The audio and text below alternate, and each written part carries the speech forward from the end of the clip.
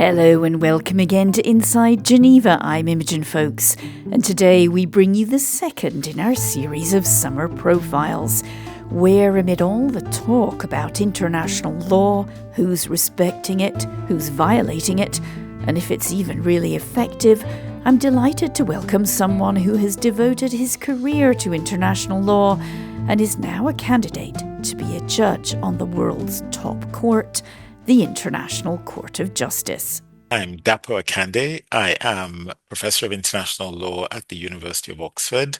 I'm also a member of the International Law Commission of the United Nations, and I'm a practicing barrister in London. Very, very legal then. I'm always curious. I have a few lawyers in my family. What's the motivation? What did you want to be when you were growing up? Was it always, I'm going to be a lawyer? Or did your dad want you to be a lawyer? What was the motivation? So I'm one of these boring people that I actually always wanted to be a lawyer. I'm not sure exactly what the motivation was when I was younger, but I think I was very argumentative as a child. And everyone used to say, you should be a lawyer. And that kind of stuck. And so that's what I wanted to be. So tell me about your childhood then, because you're Nigerian and British. You grew up in Nigeria.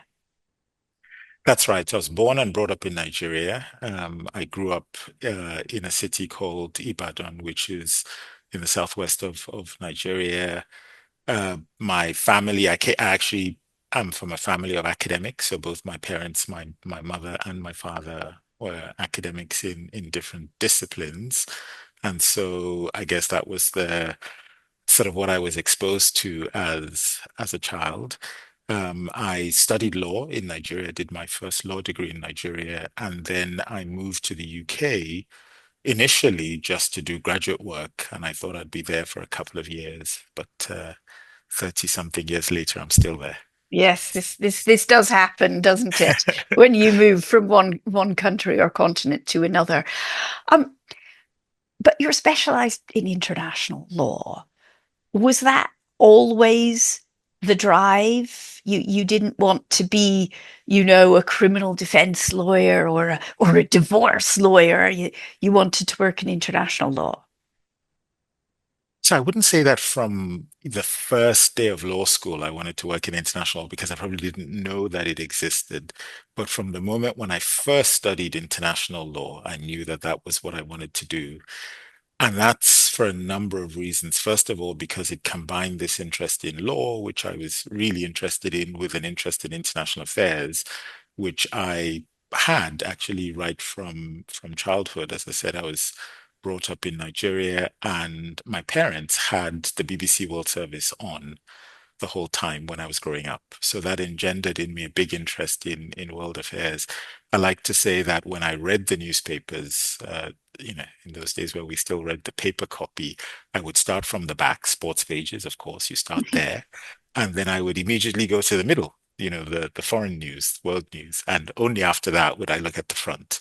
So I always had this interest in international affairs. And when I saw that there was an area of law that actually dealt with international affairs, I thought, yes, that's the bit that I'm interested in.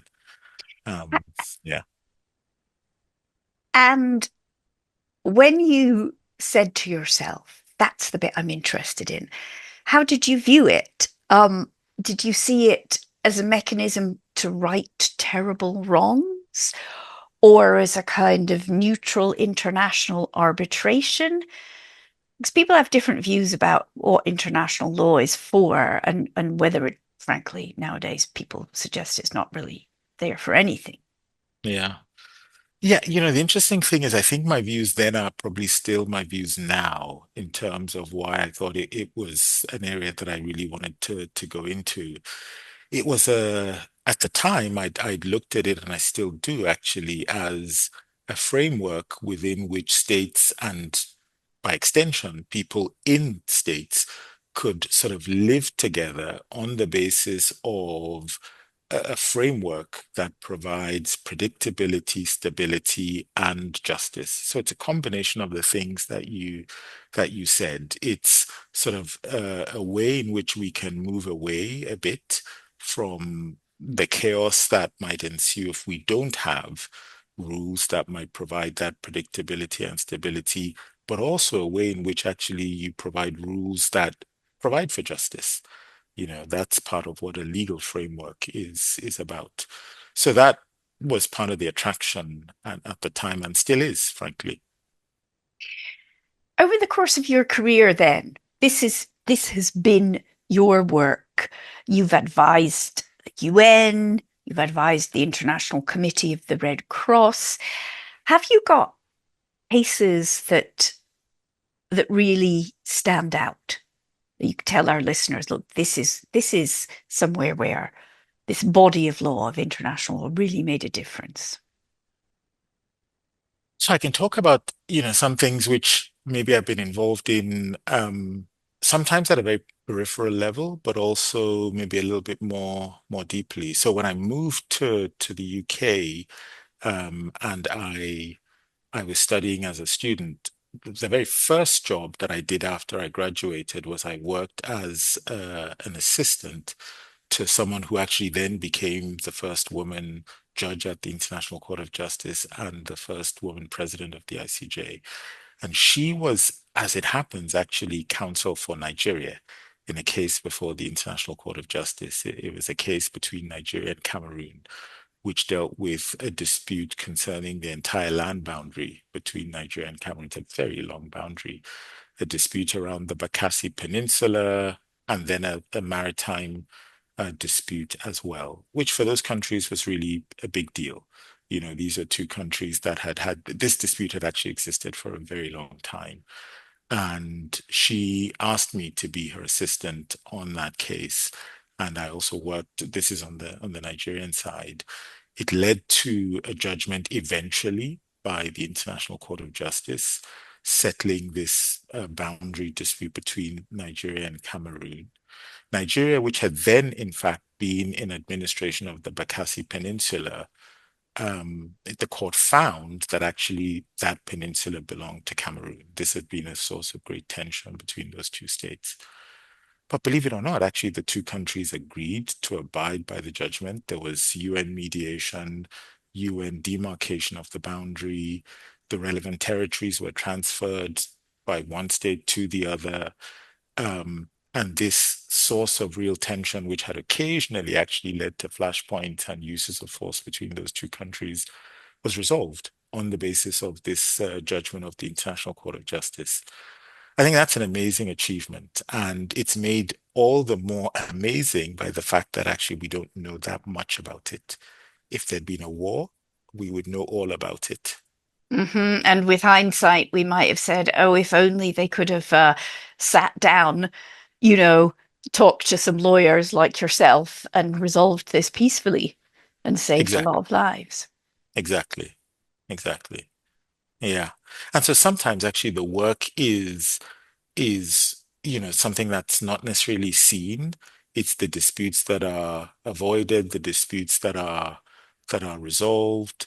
So those are things which are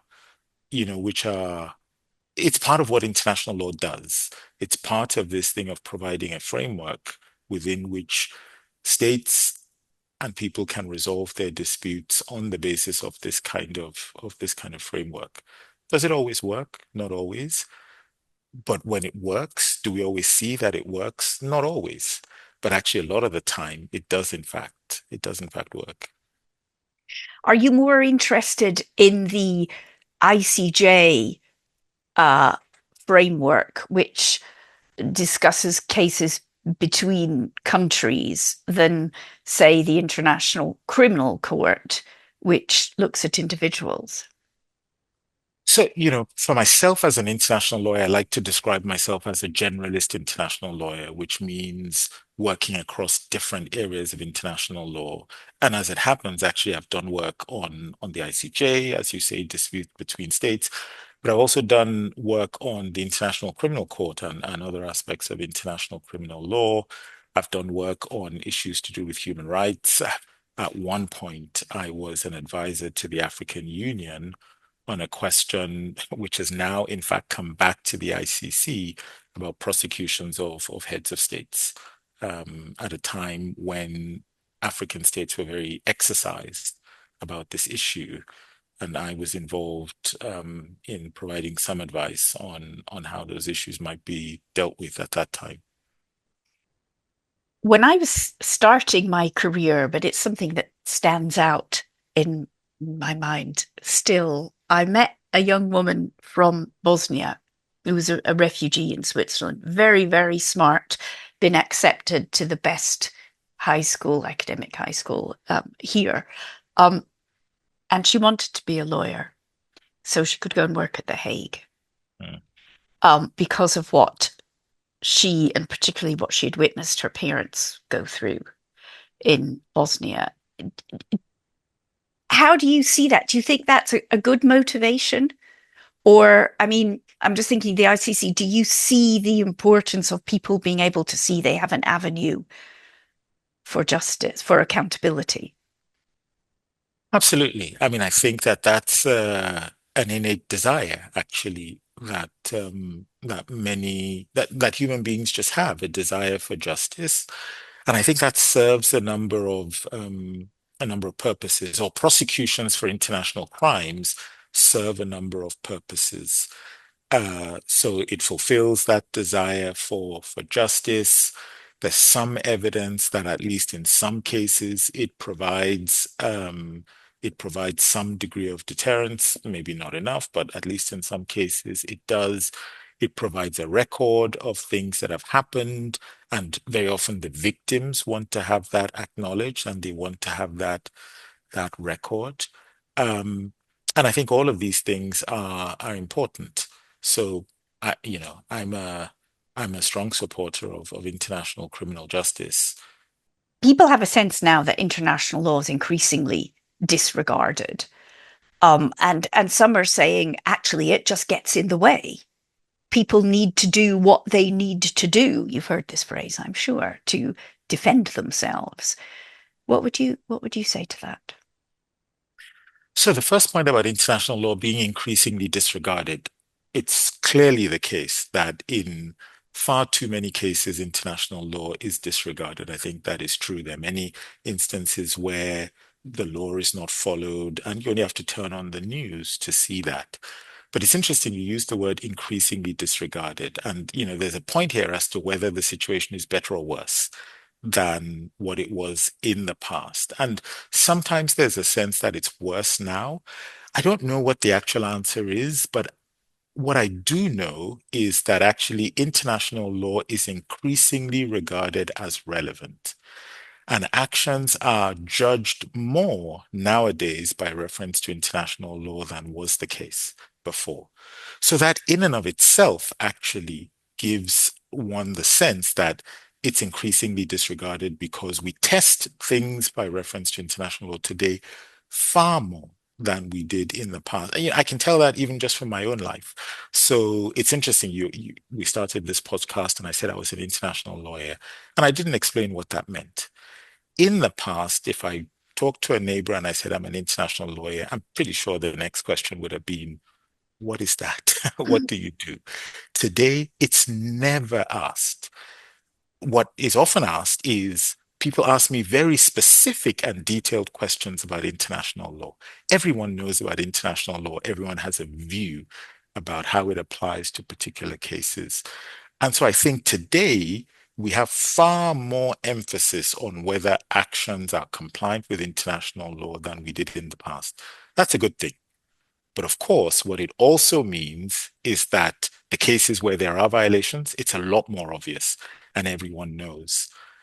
But that doesn't take away from the fact that we have far too many violations than we should have.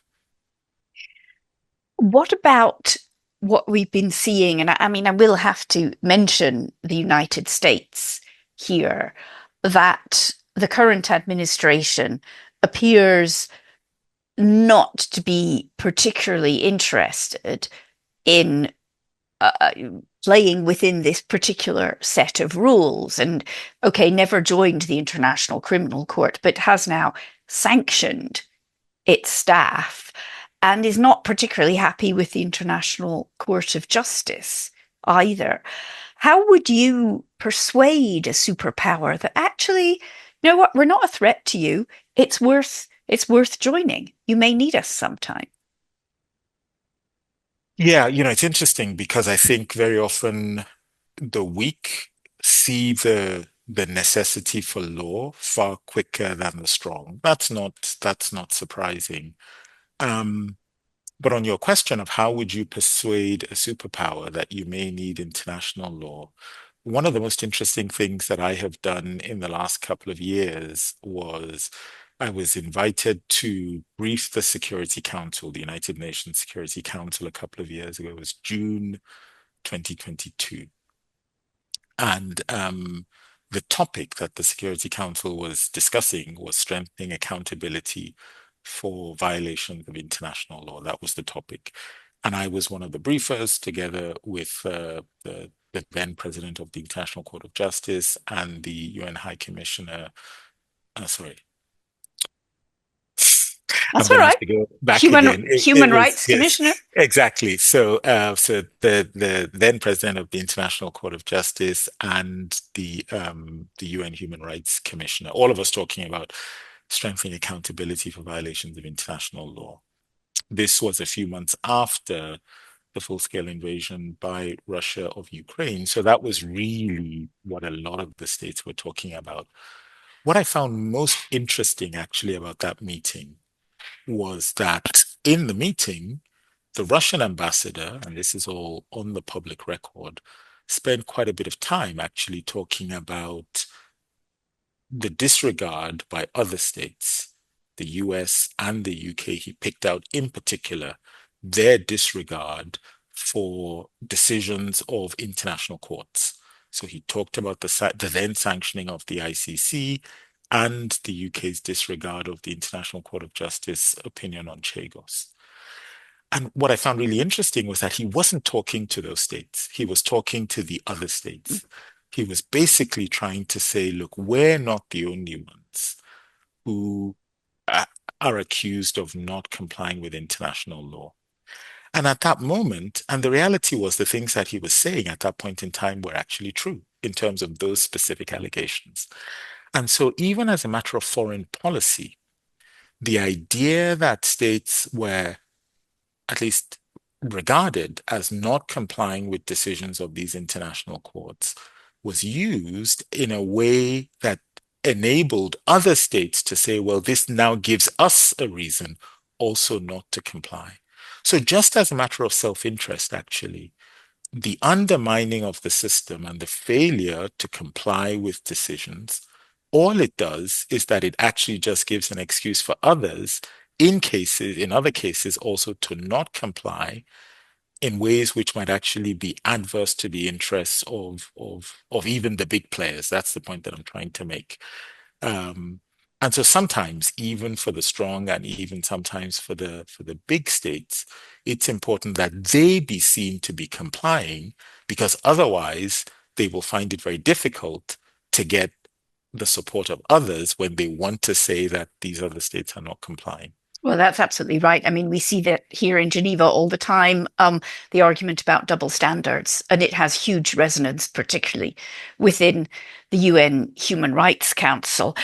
I think particularly now, with the conflict in the Middle East, people are beginning to despair that any plea for respect for international law has resonance anymore.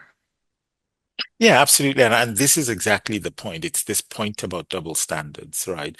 So the idea that it is possible to pick and choose, to say, well, on some occasions we want some countries to respect international law, but on other occasions, either we're not going to respect or we're willing to condone violations of international law. Those stances actually have consequences.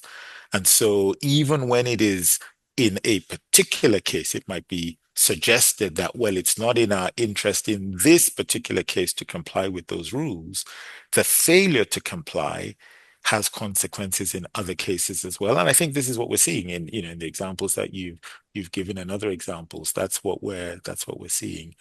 And, you know, most countries will at some point or another want to make the argument that other states need to abide by international law.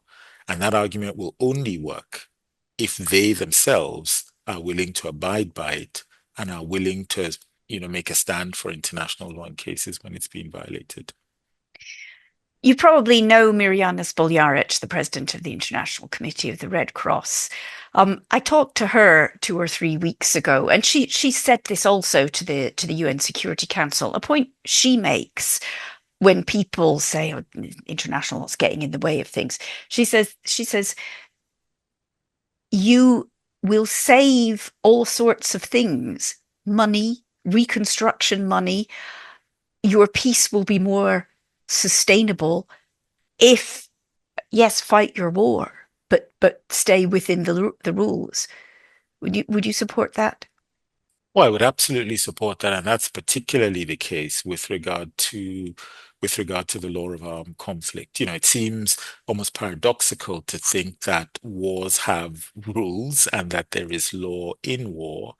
But there's not just a moral case actually for having rules in war, but there's also the case that, as she said, that it actually is going to make the peace more sustainable. And what we see, and you see this all across the world now, it actually just also resonates with this sort of human consciousness. And I think this is the point that I make about international law being seen as much more relevant now.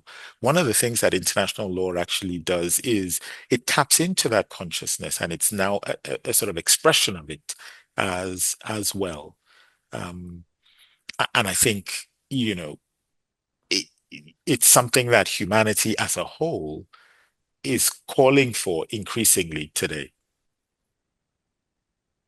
And you're a candidate to be a judge on the International Court of Justice. It's a pretty big job. Obviously, you're eminently experienced for it. We know this. Why do you want this to be your next step?